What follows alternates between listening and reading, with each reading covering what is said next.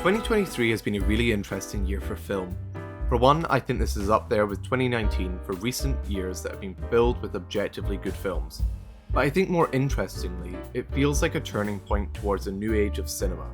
So many of the big blockbusters which were expected to demolish at the box office simply fell flat. Audiences were showing up for more unique stories with distinct voices behind them. I mean, despite how you feel about each film, having films like May December, Saltburn and Past Lives being the films which had conversations surrounding them is such a good sign for the direction cinema is going, with more mid-budget films making a return.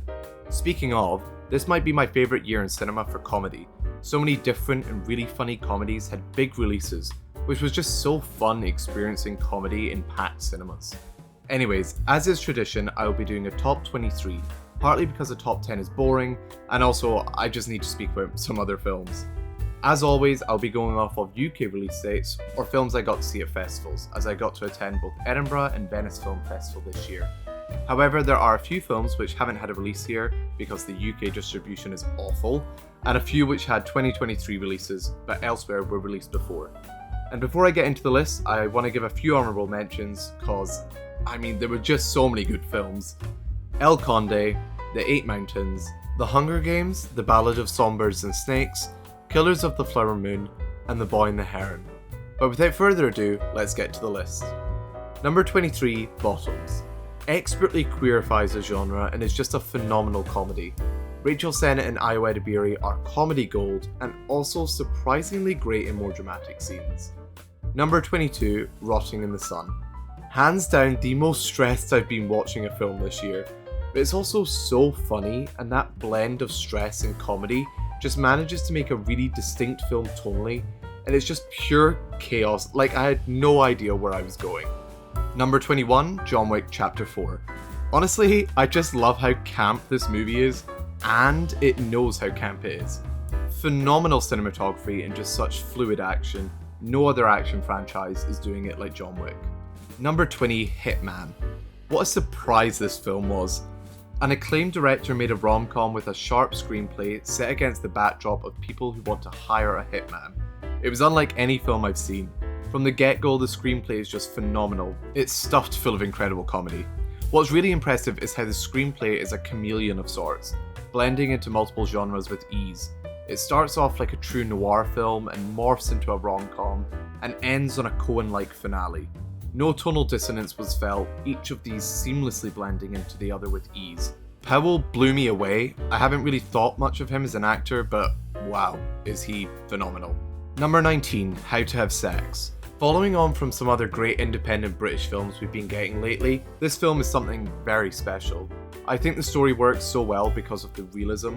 It's the highest of compliments to Manning Walker that the film, with this subject matter it's dealing with, doesn't feel preachy or forced, but is a frank and authentic portrayal of an experience lots had. Stuffed to the brim with great performances, but none more exciting nor captivating as the lead performance from Mia McKenna Bruce. The film requires a lot of McKenna Bruce. She has to draw you in and uphold a strong comedic presence for the first half of the film, and have quite a harrowing character shift. These holidays are always pressure cookers for friendships. They're either strengthened in the fire, or the cracks are illuminated under the glow of the heat. I think this film perfectly captured the intensity of these holidays, and how they shift perspectives on relationships. Number 18, The Fabelmans. It's a bold move to make a biopic about your own life, but Spielberg does so with such authenticity, it's hard not to be moved. You would expect this to be overly sentimental and sappy, and while it's all of those things, it's also critical and analytical in a way that most biopics fail to be. It made me choke up multiple times. Out of all the movies are magic films we've been getting from established filmmakers, this might just be the best. Number 17, Guardians of the Galaxy Volume 3. Gunn has honestly cemented himself as a pioneer for this genre. It's odd how with the saturation of superhero films in recent years, it seems to have also increased how generic these films are, rather than new takes happening on the genre. Gunn, with this completed trilogy, has defined his own vision on superhero films, and I think this film perfectly captures who he is as a director. Gunn had a lot to do with this film. He had to balance the emotionally heavy story of Rocket, the antics of the Guardians, and make sure he concluded his films in a satisfying way. For the most part, I think he nailed it. The main bulk of the film I think plays out perfectly. The stakes feel real throughout the film, you feel danger for the characters. It's well balanced thematically as well, dealing with both creationism and second chances. It was a perfect send-off to Marvel's group of weirdos. Number 16, Maestro. I was able to watch this film in Venice, and when my friend and I walked out, we were both in awe. Since its wide release, however, people have not been in love with this as much as I had hoped. Cooper is an unbelievable talent. Really, his work in Maestro is phenomenal. It was evident in A Star is Born that he clearly has a gift for directing, alongside being a wonderful actor, but I'm really shocked how restrained and precise his direction was in this film. It's so shocking how different his directing style feels in this film, more akin to someone like Todd Field, but he really nails this new style. I love how much he holds on his actors, which I feel is a sign of most actors turned directors. When you have performances as good as he does in this film, it's just so smart to hold on them and let them show the power of their performances. Matthew Libatique did the cinematography for the film, and it's no surprise it's gorgeous. Paired with the near flawless editing, the film becomes a visual beauty. There are sequences that are ingrained in me with how beautiful they were.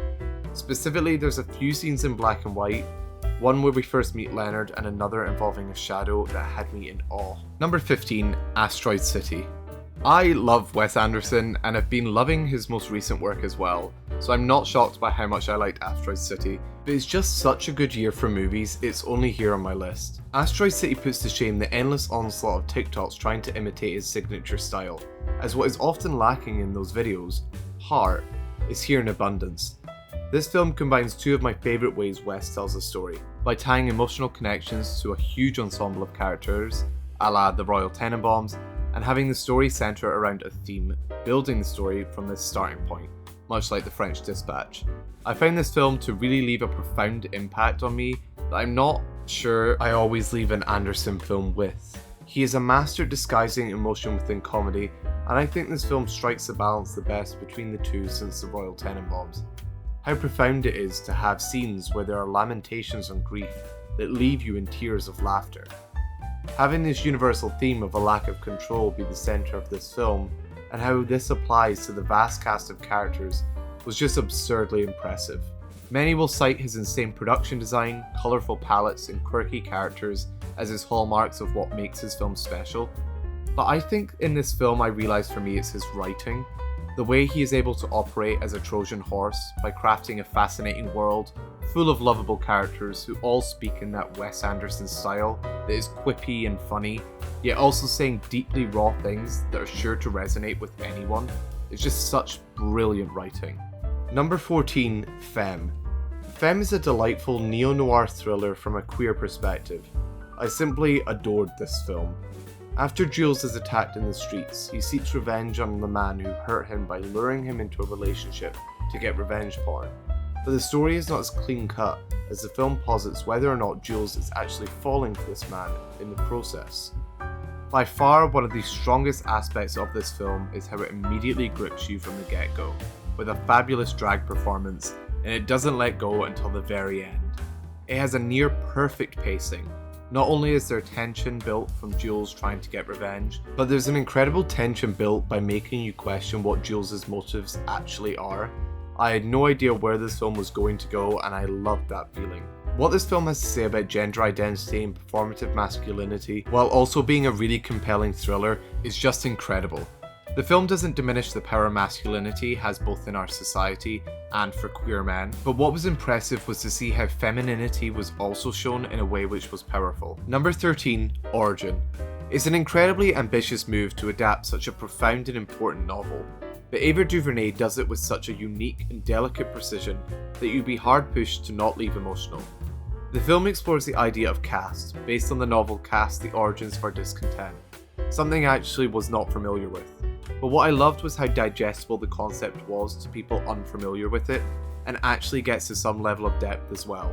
It goes without saying that you will probably learn more about caste by reading the book, however the film really does manage to give a well-rounded picture of the thesis of the book. I also appreciate how the film doesn't tell you how to feel, it presents its thesis and allows you to choose how much you agree with it based on the film presented. People seem to be having an issue with the way the film is structured. It flips between the author's personal life and her researching the book. I honestly loved how these flow together, and I feel like learning about her life only enhances the other aspects of the film. Having the film be a slow process of research as well, where we are learning alongside the author, is a genius way to tell the story. It allows the third act to really shine as you have been on this journey with the author. People will claim it was preachy or it's basically just the movie saying the message at you, but I really respect the different approach to filmmaking. Having it be a narrative also allows the film to create a personal connection to the story while also being so heavy. Ingenue Ellis is absolutely phenomenal here. She plays both the inquisitive parts and the emotional parts so well. She is the reason it is so emotional. Her performance is just devastating.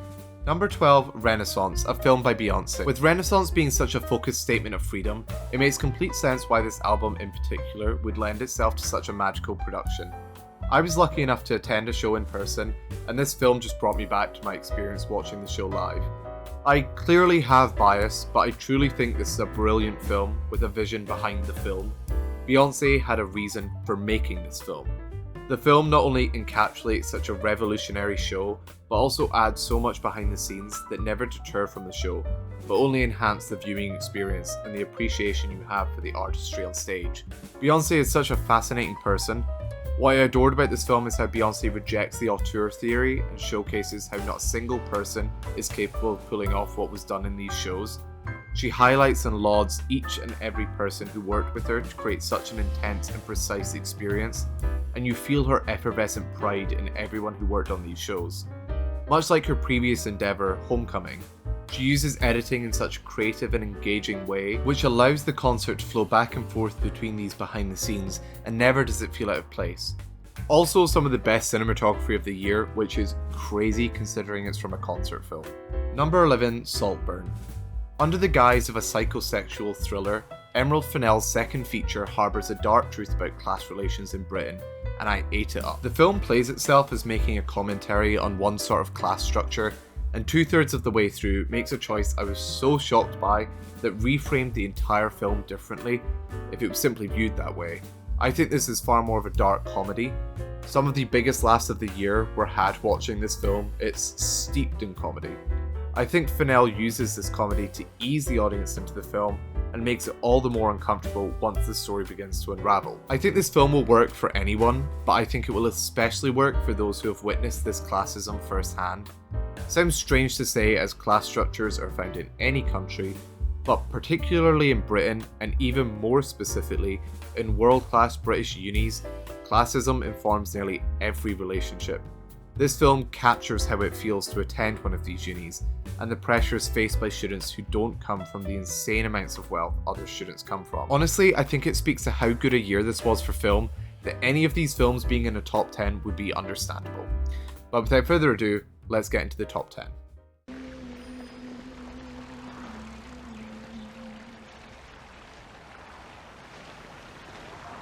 You're so beautiful.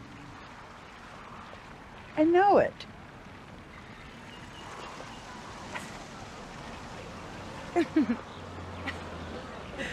Greta has done it again and is now 3 for 3 for me. She's slowly becoming one of my favourite people in Hollywood. Her approach to filmmaking just resonates with me, and with Barbie, she has proved that her filmmaking abilities have no bounds. It's unbelievably impressive to have a film which is able to blend together comedy and heartfelt storytelling so seamlessly, but it feels effortless the way the tone just flows in and out of comedy. It's all down to the genius script from Gerwig and Baumbach. It's possibly the best comedy I've seen in a cinema. The hit ratio of jokes, the little bits of dialogue, the writing of the characters was perfect. More so for a script to be this comedic and then be able to make me cry is just so impressive. It's this fine line the pair are able to walk, which is down to their strengths in screenwriting. It goes without saying that the film wouldn't be as strong if it wasn't for the unbelievable performances. Quite rightly, Ryan Gosling is getting all the praise. He gives possibly one of the best comedic performances ever. His comedic timing is so sharp, his small reactions are so funny. It's so surprising that Ken could be an Oscar-nominated performance, but Gosling is incredible. Strangely, Barbie herself, Margot Robbie, is not getting the love I feel like she deserves. If Gosling is used to be the comedic power of the film, she is the beating heart. Without her, the emotional gut punches wouldn't be as impactful. She's able to convey such depth in her character that really enhances her journey on being human.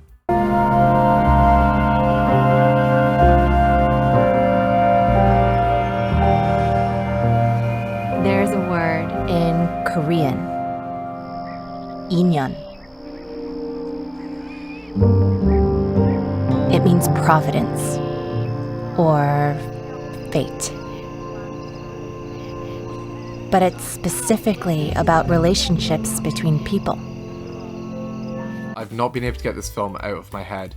What Past Lives does so masterfully is capture the feeling of life's most inextricably unanswerable questions. What ifs? There's no clean conclusion, no powerful emotional resolve, no reassurance that the path taken is the path that should have been walked. It simply bottles up the feeling of uncertainty and distills it in its most potent form for its audience to contend with. Undoubtedly, this works so well because of Celine's song. For a feature film debut, I'm sort of blown away. If I'm to sum up the direction in a single word, it would be control. Song's approach is so controlled, she knows exactly the feelings she wants to convey at any moment, and more impressively, allows moments to simmer and linger for long enough to really let the emotions flood the audience. It's a simple story, but that's the power of said story. I feel like it speaks to how in life we never truly know anyone, we simply exist as a part of their lives and don't get to choose what we mean to each other. It speaks to how relationships over time aren't able to stay in the configuration they were established upon. People change or they don't, but inevitably, if someone has changed, it will change the dynamics of a relationship. I'm sorry to interrupt. I'm sorry. But I don't know. You come here, okay, with maybe your opinion, and you tell me who Samuel was and what we were going through. But what you say is just it is just a little part of the whole situation. I enjoy courtroom dramas, but I feel like sometimes they are hit or miss. This was a massive hit. What I love is how little of this film is the incident. It happens so quickly into the film, you feel as if you're not able to really make a judgment on whether or not she's innocent, as you simply don't have enough information. This is simply genius, as it places you in the position of being on the jury, long before the trial even begins. It's in the aftermath of the incident where you learn about Sandra and her life. The narrative framing of her, however, is having to care for a grieving son, while also grieving herself and dealing with the constant barrage of interrogations from numerous people. Perhaps this is just my read, but I think the film places you in quite an obvious position for how you should view the situation, but there is enough doubt there to cast over your conclusion. I love that the film places you in such a position and then it enters the trial. The construction of characters and how they are acting in the trial, I feel, furthers your position on her being innocent or guilty. What I think is genius about this, however, is how self-aware the film is. In the third act, there is a speech from Daniel's supervisor that I feel perfectly encapsulates how the film made you feel. For quite a chunky movie, which is very bare bones in plot, this flew by. I think it's edited to perfection, lingering on shots long enough for you to form opinions and really sink yourself into the story. Alright, so you've got the book, you've got a little bit of a raisin, which I really don't think you're gonna finish, but you can go to town. Also, you have 2 drips of look over here. What? You have 2 drips of water, you got an LED flashlight in case the power goes out. Just a complete wreck after this. Didn't expect to be so emotionally moved by a shell, but here we are. Fletcher Camp has created a character filled with so much joy and purity, it becomes absolutely infectious to watch Marcel live amongst his world. Not only is this a wholesome and funny watch, but it's equally as devastating and a beautiful parable for seeing the world through young eyes. Never did I expect this film to have some of the deepest and most nuanced writing on grief and loss I've seen in a film, but it was genuinely so stunning. Not only that, but it manages to also be reflective on the topic of aging and change in a way that is utterly gorgeous. Stop! She's using.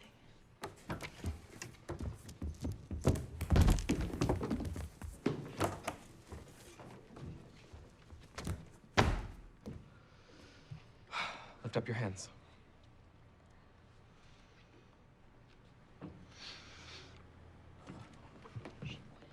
Tear, stick. It's just chapstick, I swear. Give it to me. Oh my God. Mackenzie, I'm not mad. I'm just furious. Your tears should come from within, from the story, from the words on the page, not from some emotional grenade that you smuggled in. Feels like it was made for me. Everything about theatre camp was so perfectly crafted for a specific audience, but what's so genius is how easily digestible it is for anyone. If you're in the know, you will probably get a lot more out of this, but even still, there's so much going on that I find it hard that people wouldn't enjoy this film. It feels as if this year has been the comedy renaissance. There's been so many great comedies in theatres, but this just blew all of them away. In its tight runtime, I don't think I stopped laughing at all. There's also emotional parts which work so well. With all of the comedy in the screenplay, it needed performances to match and deliver the comedy with ease. And every single person on the cast does, even the kids who sometimes were the standouts. The editing is truly the reason the comedy works so well. It's so sharp and cuts perfectly to reaction shots from kids, which always made me happy.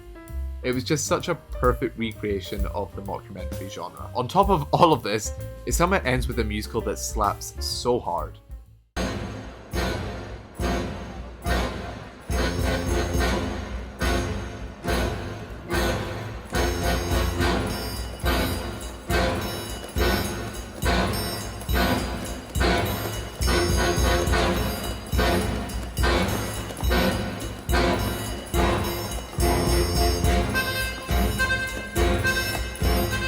What a world Lanthimos has envisioned in his latest feature film. Poor Things is nothing if not a technical showcase of the skill Lanthimos possesses in all aspects of filmmaking. His world is so meticulously made it feels real. It's shown to the audience how dissimilar this world is to ours, yet in a way it's so tangible and believable you feel as if you're part of his world. It's a wonderful world that is so beautifully realised due to the exquisite craftsmanship on offer in every single department. The absolute gorgeous cinematography from Robbie Ryan is a standout. He makes black and white so beautiful. The wide variety of cameras he uses adds to this strange world we've been invited to. How the colours pop on screen is just stunning. Every single scene is just unbelievable. Wondrous scenes in the film are not only beautiful because of the cinematography, but the expert work in other departments. The costuming in particular is just unbelievable.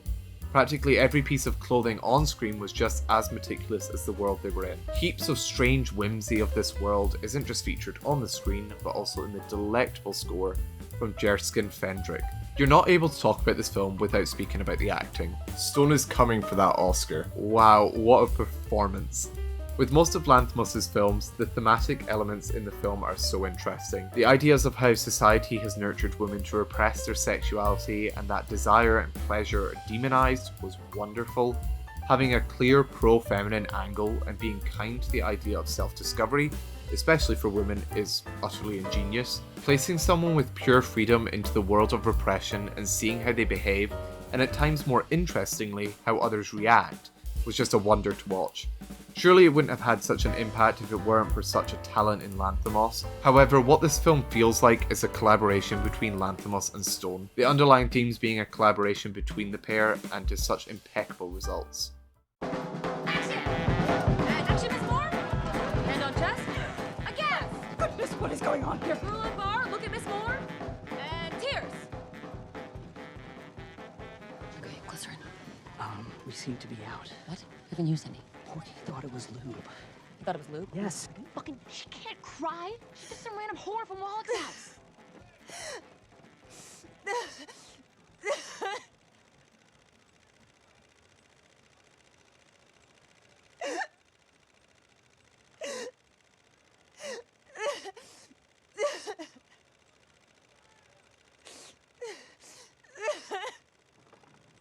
Cut. Hiya, I'm Nellie Leroy. So we going again? Phenomenal. I really struggled to understand the hate surrounding this film. I've done quite a bit of thinking since I saw it, and I still maintain that this is a masterpiece. Just start to finish, I was glued to the screen. Chazelle just has a way to make such layered and complex films in a digestible and fun way that has you thrilled in the moment and thinking about it long after the final frame. The performances were out of this world. The fact that none of them received an Oscar nomination is baffling. Margot Robbie gives possibly her best performance. She's just magnetic and steals every single scene she's in. I think it's rare to get a performance like this, especially from an actress, where they're given the space to be as loud as they want and to be unapologetically large. The messiness of this film, I feel, is entirely purposeful. I adored the structure of this film, having the time periods change so dramatically added to the effectiveness of the story, starting so slow and having a single party build into a single day that then builds into years of stories, and then having that structure reversed when it hits the halfway mark created a sort of pyramid structure that I think just enhanced the themes Chazelle was going for. Hollywood is used as a microcosm for society in its cyclical nature. The cycle of purity culture and the takeover of capitalism is used to reflect society's history of periods of acceptance that were replaced as those spaces of acceptance became viable for profit. The film also manages to tackle cinema's place in our society that isn't the cinema love letter that we've been getting lately, but rather Chazelle's interpretation on it, which I found incredible. Also, the score might be my favorite score. Insecure people are very dangerous, aren't they?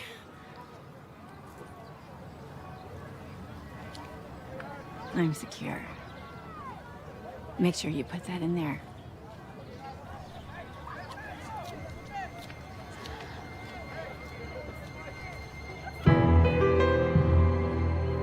I ate this shit up. This, first and foremost, is an acting capital A film. Not a single performance was out of place. Everyone was giving it their all, even people in the smallest of roles. However, it's clear the attention here will be on the main three, and rightly so. They are phenomenal. Each in their own right brings so much to their performance. Every scene, every line delivered feels like it has so much subtext underneath each decision they were making. I truly believe this is why the film was so immersive, as you spend a large majority of the film not piecing together plot points or story, but trying to understand who these people are. It's wildly entertaining just being thrown in the deep end of a world. Also, it just leads to some purely ridiculous and wonderfully funny scenes. Melton is equally as brilliant and plays a complete opposite to Moore. He is quiet and contemplative, someone who's had their entire adulthood defined by a single event, that he is lost. He doesn't know who he is without the drama around him. There is so much to digest with his role and the journey he goes on. It's such a nuanced story.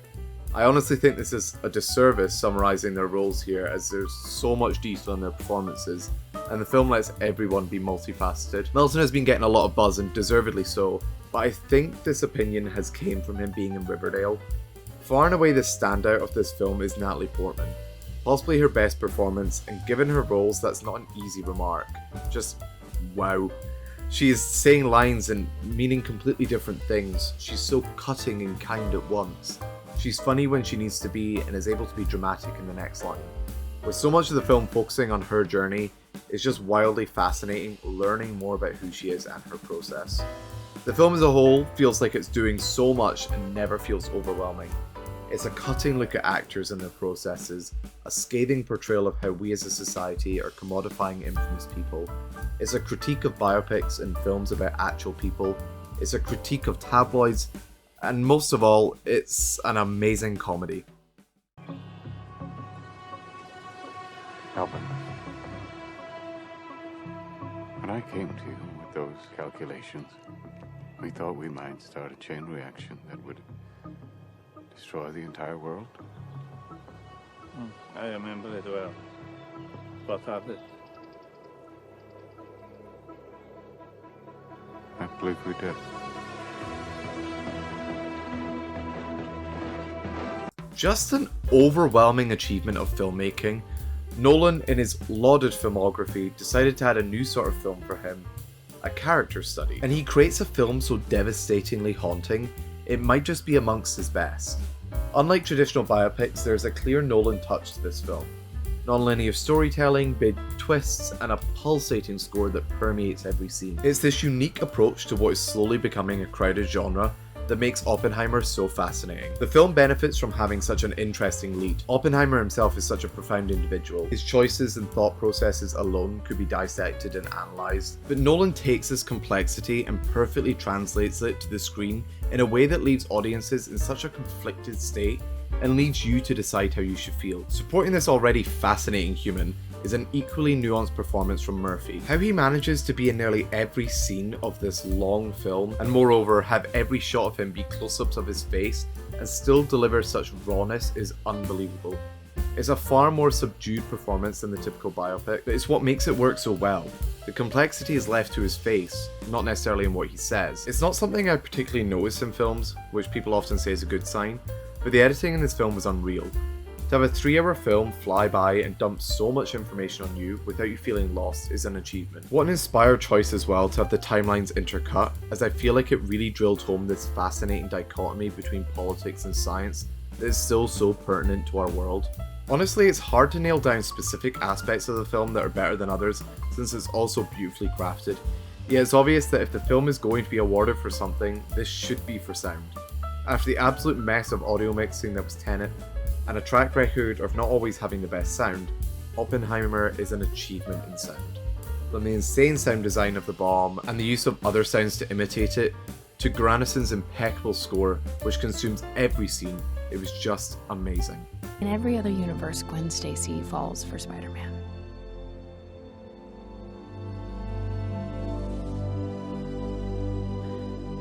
And in every other universe, it doesn't end well.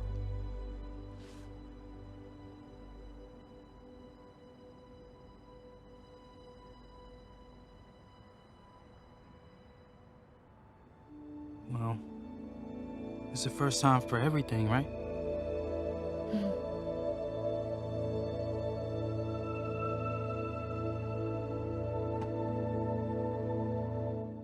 A sensory overload each time I've watched. The sheer artistry on offer in this film is just mind-blowing. The first film pushed boundaries in terms of what an animation film can be, and yet somehow this film pushed those boundaries even further. The amount of different animation styles on offer here was unbelievable. Not only the amount of different styles, but also the quality of each and every animation style used. Gwen's universe might hands down be my favourite piece of animation I've ever seen, and the intro to this film is just stunning. This film makes the argument for why animation should be considered a medium and not a genre. The ways each animation style lends itself to different ways of storytelling is fascinating. The biggest and best example for me is Gwen. Her entire sequences in her universe could be void of dialogue, and yet I still feel like the story they're trying to tell would come across just in the animation. There's this beautiful scene, as if that needs to be said, since every scene in this film is beautiful, in the opening sequence where Gwen and her dad are communicating, but clearly coming from different perspectives. Gwen is shut off and her father is trying to get her to open up. Gwen's room is shrouded in these deep cold colours, and her dad, who's in the doorway, is emanating in these warm tones that are seeping into Gwen's room, yet being blocked by her cold colours. This is like a minute sequence in a film filled with details like this. Every single frame is insane. What this film had going against it, it being a superhero film, it being a sequel to an already considered masterpiece, it being based on an IP which has already had multiple outings on the screen, and it being a part 1, and yet for it still to be resonating so much with people, I think speaks to the sheer quality of the film. The first film I think is far clearer in what its themes are and how it tells its story, but I loved how loose and playful this film was in its storytelling. I see the main theme of the film as being belonging and feeling lost in life, and the question of fate, whether we are destined to the circumstances we live in or are able to chart our own path. This applies to many of the characters, mainly Miles and Gwen. I love how not every character goes on the same journey. They all have different starting points when exploring this theme. Peter B. Parker has technically already been on this journey in the first film and in the story between the films. He has found his purpose in life and taken matters into his own hands, where he is now living happily. Gwen and Miles both start the film with this sense of feeling like they don't belong and wanting to find people who they relate to. Gwen thinks she needs to find this in being invited to be a part of the Spider-Verse. In doing so, she ruins her relationship with Miles, who ends the film being more alone. While Miles' journey, he also deals with finding his place in the world, but is more concerned with fate and choosing his own path. This entire arc is beautifully summed up in the scene where he shares with Rio, which has now made me full on cry each time I've watched it. Where I am in my life right now, everything Rio was saying to Miles was just so emotionally touching. Something this film should be commended for is how well it balances genuinely funny moments with really raw and personal ones. The voice cast has to be commended as well. Shamik Moore continues to give a brilliant performance, but Haley Steinfeld gives possibly the best voice acting performance I've heard. The range she has in this film is insane, and I feel like you're able to connect with Gwen so easily with how much raw emotion is pouring through her voice. The visuals are rightly getting all the praise, but sonically this film is also unbelievable. The soundtrack, much like the first, is amazing. Metro Boomin did such a great job making another great soundtrack that fits in with this universe yet feels distinct from the first album. Also, Dominic Fike coming in with such a banger. However, as much as I like the soundtrack, the score, Daniel Pemberton, you are a genius. The character themes in this film are phenomenal, and how they all culminate and come together at the end is so stunning. I didn't think anything would be able to come close to the Prowler theme, but basically every piece of music in this film does. Also, the horns in the main theme genuinely give me shivers and make me tear up. And there you have it, my favourite films for 2023. And honestly, there's a bunch of films that didn't make the list that were great. It was that good a year for films. I'd love to know what your favourite films were in the comments below, and keep an eye on my Insta over the next few weeks as I'll be doing lists of the best performances, scenes, TV shows and more. And before you go, don't forget to let me know what you found in frames.